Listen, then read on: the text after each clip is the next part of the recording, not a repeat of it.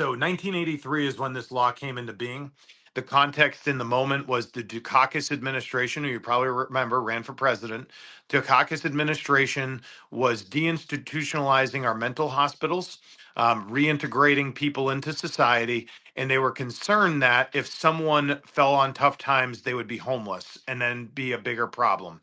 So they created the shelter program. And that shelter program in the law said that you had to be a resident of the Commonwealth of Massachusetts. You could not come from another state. In 1991, somehow, some way, that language was struck from the law. We don't know how. We think it could have been done administratively through a reg reform, but it disappeared. And so since 1991, you've had this vacant law that basically says if you come here, we will shelter you. And there's only been really two times in the state's history, 2014 to 15, when the Obama administration started shipping migrants up to Massachusetts, probably because of their awareness of the law and because of the Syrian refugee crisis that was happening in their country. And then now with the Biden administration and his change of their immigration status with parolees in 2021 October. And we started taking on water in this program like around early 2023. And by 2023 August, the governor had declared a state of emergency. At the time now, they say there's 7,500 families. They don't usually give you data on individuals and how many total people have come in and out. But I mean, we had 40 to 50 people coming a day, and 40 to 50 families coming a day into our state, populating our shelters. And that's when the governor finally declared a state of emergency. So but again, Massachusetts is the only state in the nation with a right to shelter law. Many municipalities have them, but Massachusetts is the only state. And so for the last 2 years, we've spent $2.5 billion taking in people from all across the world and sheltering them at the cost of the taxpayer.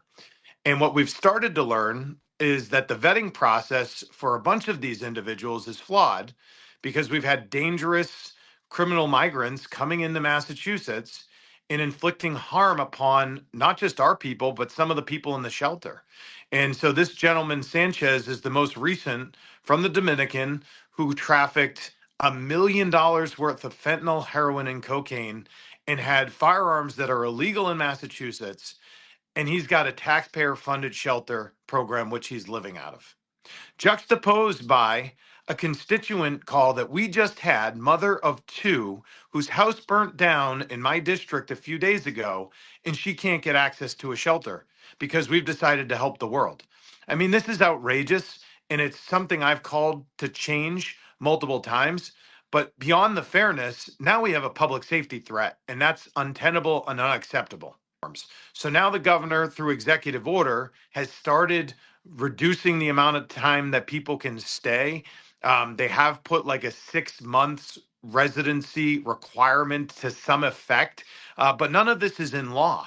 So we need to make it the law that you can only be eligible for these services if you're a resident of the Commonwealth of Massachusetts who's here legally and in need of help. Yeah, to me, it's accountability and transparency in government. You do not get to say, hey, we've invited this person in and allowed them to traffic drugs, fentanyl, things that kill people, our citizens, and dangerous firearms, and then impound all the documents that reveal all the information. That is jeopardizing the sanctity of government and transparency and accountability. And if it's true that there's something to do with the dangerousness of this individual in there, the public has a right to know. I mean, they funded it. They funded it to the tune of $2.5 billion over the course of the last 2 years. And we should not be hiding information. Perhaps we've hid enough information, and that's what's led us to this problem, the fact that we're not adequately vetting people. So we need to know, in order to make the best course forward, how to change this. And the only way to know is by unimpounding the documents and revealing what's in them and knowing how this person got here, who made the decision to bring them here, what type of dangerous activity they were involved in or who they're connected to. Because who knows, like if they're part of a cartel, You basically have invited the cartels into Massachusetts to do harm to our families, our children. It's just totally unacceptable. I also think one of the things that is starting to come out in all this reporting is the amount of ICE detainers that have been issued in the Commonwealth of Massachusetts. And that is a really important factor because all these dangerous individuals, including Sanchez, who we're talking about here, had ICE detainers issued on them. And these are not nice people. There's a lot of nice people that have come from other places that are deprived and, looking for a better life. I get it. My family did that long time ago. But you know what? We have laws. And when we invite dangerous people in and they take advantage of our laws, you got to look to change them or create a transparent environment to allow us the information to understand how dangerous the threat is of these individuals. And the last thing I'd say on this is in December of 2023, there was a provision in a budget that got passed. I voted no, that allowed for $6 million of cash payments in a welfare type program to be given to these migrants, individual and families. And there was no accountability on that whatsoever. It's literally handing over $6 million of cash from January 2024 until it exhausted the program a few months later in April, May.